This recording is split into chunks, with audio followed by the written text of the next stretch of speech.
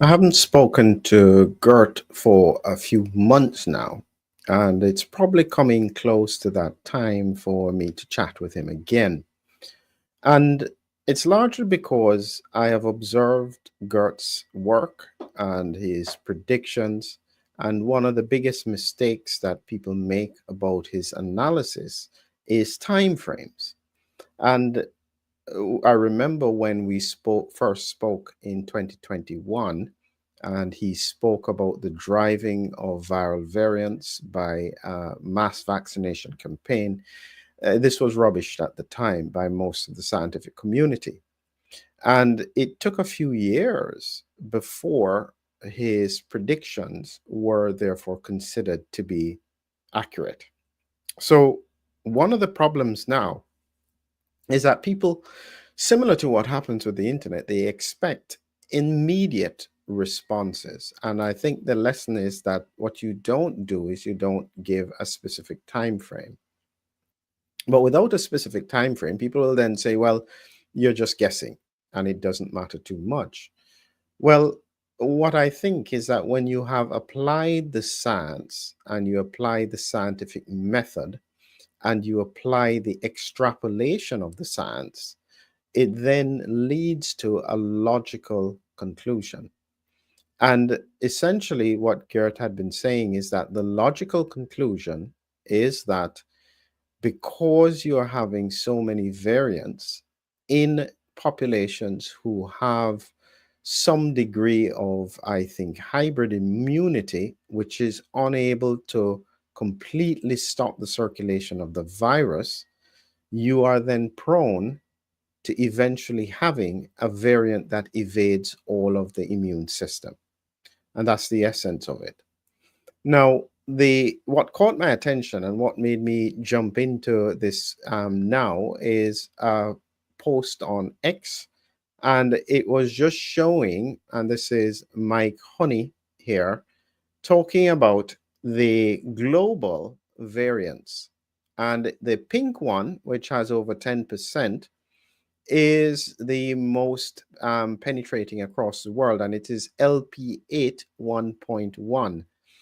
And second in line is the LF772. And these are all Omicron variants. Now, you have to remember, and this is up to the 11th of April 2025.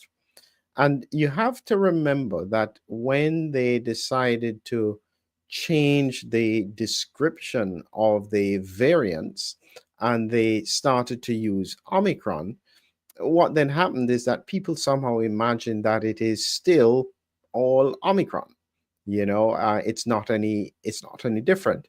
But in reality, what we have is that if we were using the same standard as alpha, delta, gamma, lambda, we would have run out of letters in the Greek alphabet to use because there have been so many variants that are coming through. So the first part of Geert's prediction was essentially that mass vaccination would drive the variants across the world. Some people argue that variants will occur anyway and that this is just part of endemic spread. The problem is that this endemic spread seems to be pretty high, especially in highly vaccinated regions. And this is even when there is no attempt to survey who is affected in the population. How we know that people have COVID is usually because they're unwell coming into hospital. Most people are no longer doing home tests. And so it would mean that if we did a spot check, where on one day we then tested the whole population, the question would be what percentage would still have a COVID infection and who is circulating virus?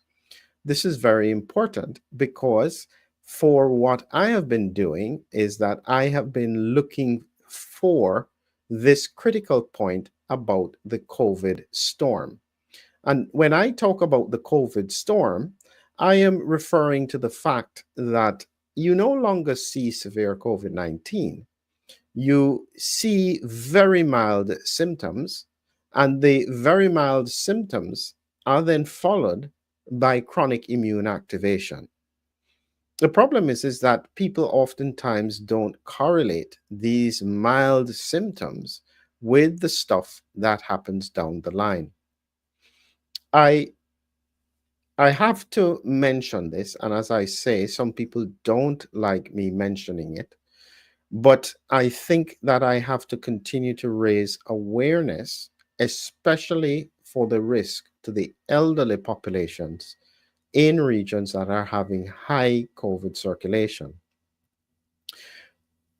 The Pope has just been buried today, and we are give condolences to the Catholic Church and to all those who have followed and supported him.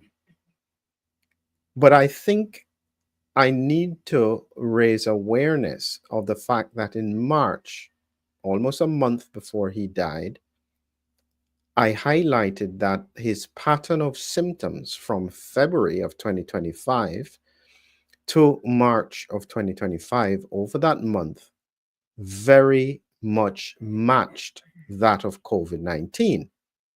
Some people will say that we didn't have any testing to prove that the Pope had COVID, but his clinical presentation with the bronchitis, with the shortness of breath, with the persistent chest symptoms, with the bilateral pneumonia, clinically fit with COVID. My answer to those people who say you need a test is to ask the question, is COVID a clinical diagnosis or is it a lab diagnosis? Meaning that if for whatever reason your swab was tested and it was negative, but someone has all the symptoms that fit with the diagnosis, is it still COVID simply because the test is negative? So when I look at his clinical presentation, everything there pointed to COVID. And when we looked at the Denmark data, which covered the period 2022 to 2024, over their over 65 cohort, we're talking about a 12% mortality within 30 days.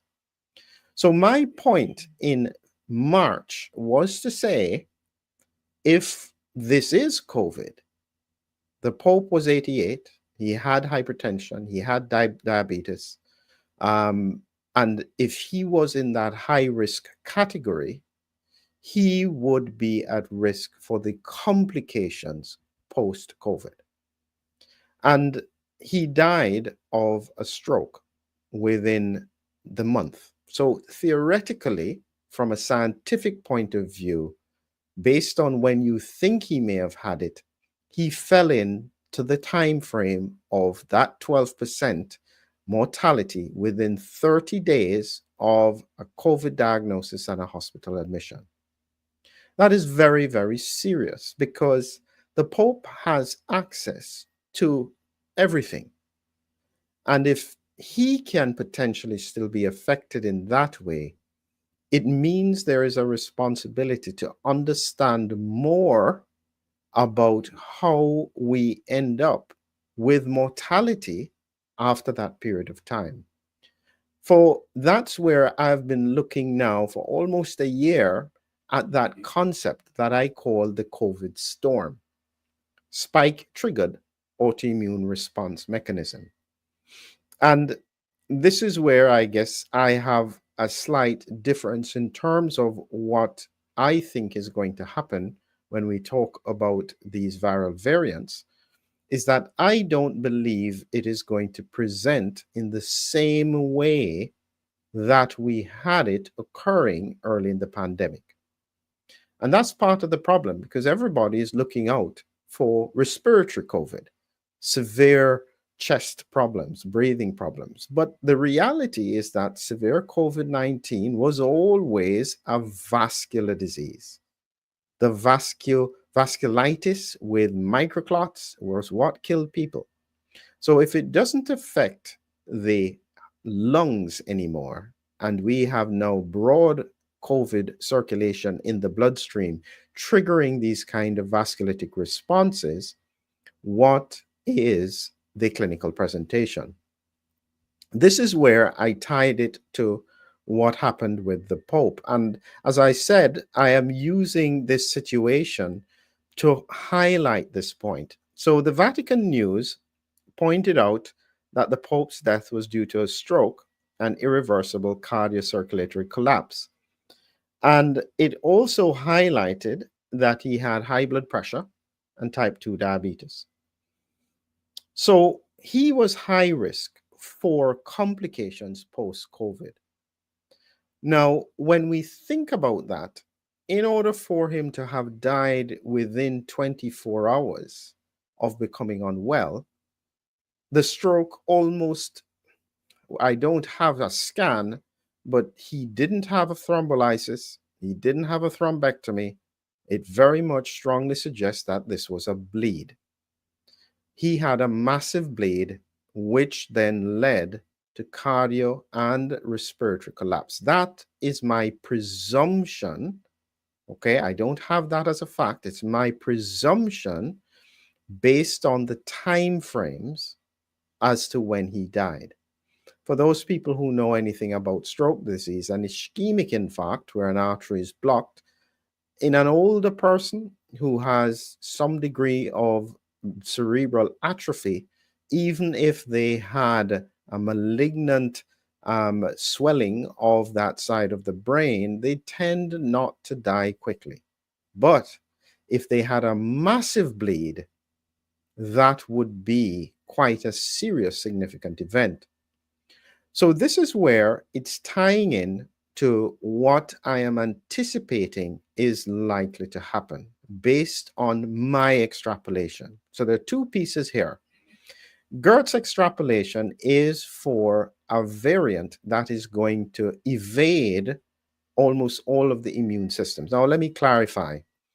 If someone has good mucosal immunity, no variant is easily going to pass that. If you have a good natural mucosal immunity, the variant, no matter what it changes, is unlikely to easily break through that. And even if it does, it will be quite transient. So the people who are at lowest risk, truthfully, are likely to be the unvaccinated cohort with a good immune system who didn't have any complications when they were first exposed to COVID. Then you have the vaccinated cohort who still have good mucosal immunity, and they are the ones who tell you that they have never had COVID throughout the whole time. The truth is, if it was their good mucosal immunity, they would never have had it anyway, because they always had good mucosal immunity. Because remember, mucosal immunity is not just because of COVID. Almost a rhinovirus, any other coronavirus would have given that to some parts of the population.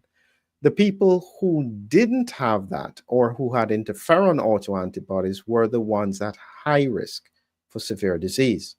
So as long as we've gotten that clear. So coming back to what Geert is talking about, he's anticipating a variant to pop out of the blue. And this is where another bit of information came up recently that I thought was relevant. And so this was shared by Ryan Hinster on the 26th of April. And again, this is on X. And they have picked up in Alberta, Canada, a variant that has 50 mutations on the spike protein. So this is one of those big outliers. And the question is whether or not this is just in an immunocompromised patient and this doesn't have any relevance. But the premise that Geert was saying is that it is almost a matter of time before this almost shot of luck hits a variant that can spread and spread rapidly across the population. So this is what caught my attention, because his prediction that this is what is going to be happening with these big spike changes that evade immunity are almost inevitable because of the amount of circulation of virus seems to be correct.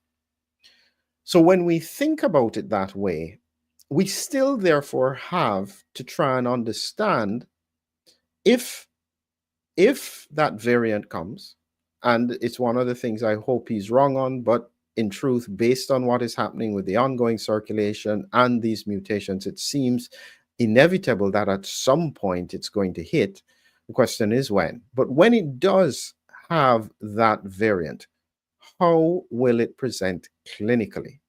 That's now a completely different conversation, because in the first part of the pandemic, for a number of people, the virus was novel. And this is why it caused such severe lung disease. Once you understand the mechanism for severe COVID, it really was that the immune system was evaded by the virus, and the virus gets to the lungs before an immune response, and the immune response overreacts, and that's what leads to a cytokine storm. Once you understand that paradigm, you will then realize that, okay, the whole world has now been exposed to the virus, either through infection or vaccination or the combination of both. So the virus is no longer novel, no matter what it does to the spike protein, because the spike protein is only one part of the virus. And I think that this is one of those times where I'll take a slide so that you remember what I mean in case you haven't seen it. I've got hundreds of slides now, and so I can literally pull any slide together from my presentation. But if you think about it practically, this is a coronavirus here. It has multiple trimer spike proteins, so any one of these three can bind to ACE2, and it has about 25 of these on the surface. And this is what the cut section looks like.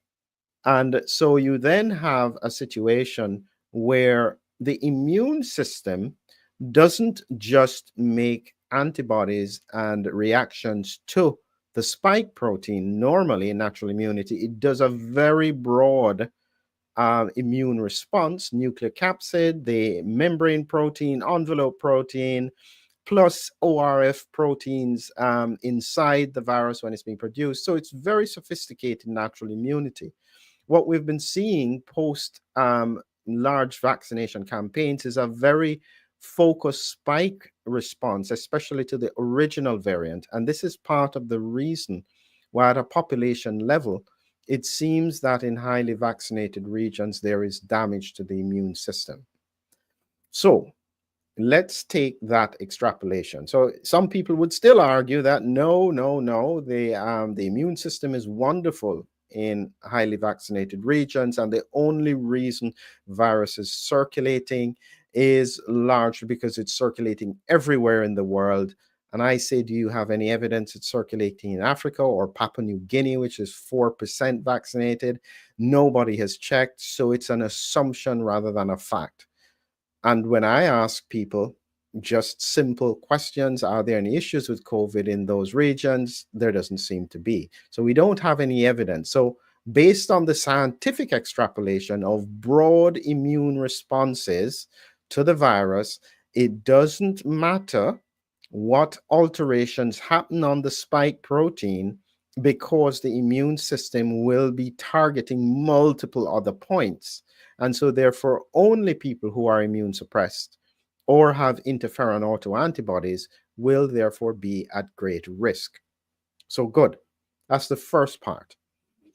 Now that we know that the virus is not going to trigger that kind of lung response, how is it going to present? So I've always said that the mechanism that I am expecting in the context of severe COVID is about still immune dysregulation related to the fact that the virus is still circulating and circulating through the bloodstream, causing what we would call a viremia. And my slide to explain that looks something like that: viral sepsis or viremia. You have the virus now going through the bloodstream, it's infecting endothelial cells, it's continuing to replicate, and it's just going through.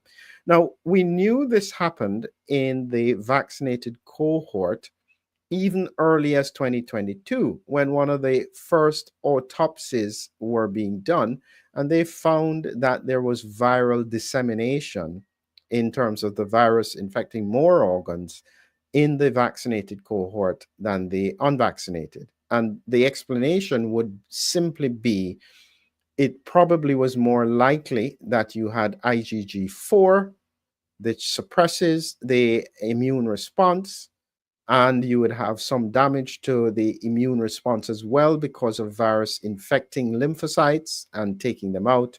And so you have higher viral circulation. That would be the scientific extrapolation. So you have higher viral circulation. It's primarily affecting the blood vessels. And this is likely, therefore, to be how a variant would then present. So it wouldn't present with lung disease. And so, similar to what we would have seen with the Pope, is that the trajectory would be unwell with respiratory symptoms that are not so bad, resolve, and then a complication down the line. And that's what I said in terms of this principle of the iceberg: mild initial symptoms, chronic immune activation, with then a presentation of severe disease of another form down the line. And so this is essentially how I think that this is going to present in terms of the pathology around the severe disease. Why is this tied to some extent with what I'm talking about with the Pope? And there are a few things that I want to highlight here. And just in case, so that you understand, if you want to see what I've done here, I've just done this presentation here, which was about the spike protein triggering a mad cow disease mimic. This is now just done. It's now ready as a course. If you want to take a look at it, it has quite a comprehensive overview looking at prions, how the spike protein ties in, and this bit about cerebral amyloid angiopathy. And this is the bit that I want to temporarily take you to and tie this in to why I have mentioned that conversation with regards to the Pope. So let's start with just a few slides from that presentation. And I will tell you that part of the problem now with ongoing circulation of the virus is that a portion of the virus seems to have prion-like capabilities, and it's inside the spike protein. And it's only when the spike protein is broken up into bits and digested by the immune system that this is then released. And this is what I was saying is the kind of thing that I expect to happen, because if we have more of a vascular prion type presentation, where is it most likely going to cause an impact on? Because prions are usually tied to the nervous system, and this is what goes through in the presentation, because CJD is all about the brain. But what happens if there are pieces that can trigger that kind of response in the immune system, in the vascular system? How would it present? And so this is now, as I said, where I'm tying it all the way back. If you understand, remember when we talk about what the virus looks like, spreads all through the body of mouse, heart, kidneys, intestines, and you can see it almost tracking along all these vascular compartments into the brain. This is the biggie, because one of the few places in the body where prion can interact with other proteins that have prion-like capabilities is in the brain. And so this is where I will show you now what I am predicting is likely to be our challenge going forward. Because if my prediction is correct, when you look at the blood-brain barrier, and again, this is part of the course, and you look at this area here, the blood doesn't normally get in contact with anything outside of the bloodstream. So if you imagine that even if there are prion spike associated particles floating through, it doesn't interact with the brain.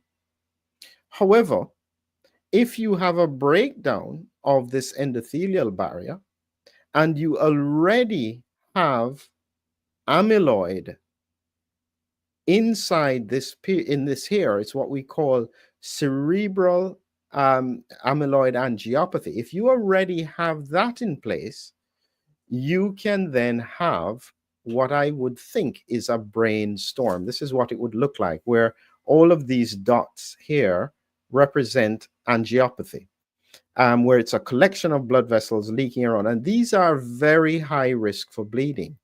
And so the presentation, it can sometimes be, if it becomes inflamed, it can sometimes present with confusion, but very often what we are most concerned about is these bleeding.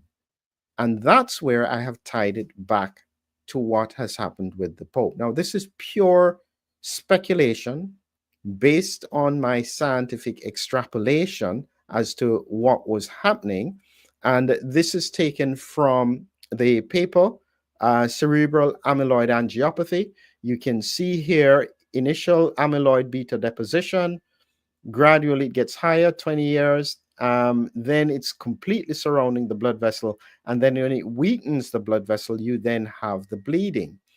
And so this then is the source, I think, of the problem, that you have the spike protein circulating. It's triggering the immune system. It damages the blood-brain barrier.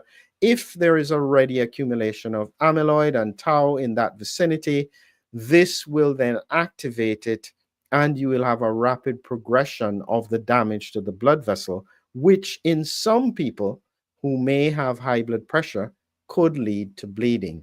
In others, it could just accelerate that amyloid angiopathy, and it will be associated with unusual neurology, including cognitive type symptoms.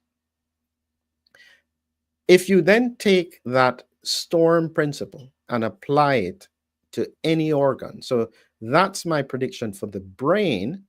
But similarly, you could look at the kidneys, you could look at the heart, and you will realize that the impact of high circulation of virus penetrating the mucosal immune barrier could then lead to quite severe disease down the line.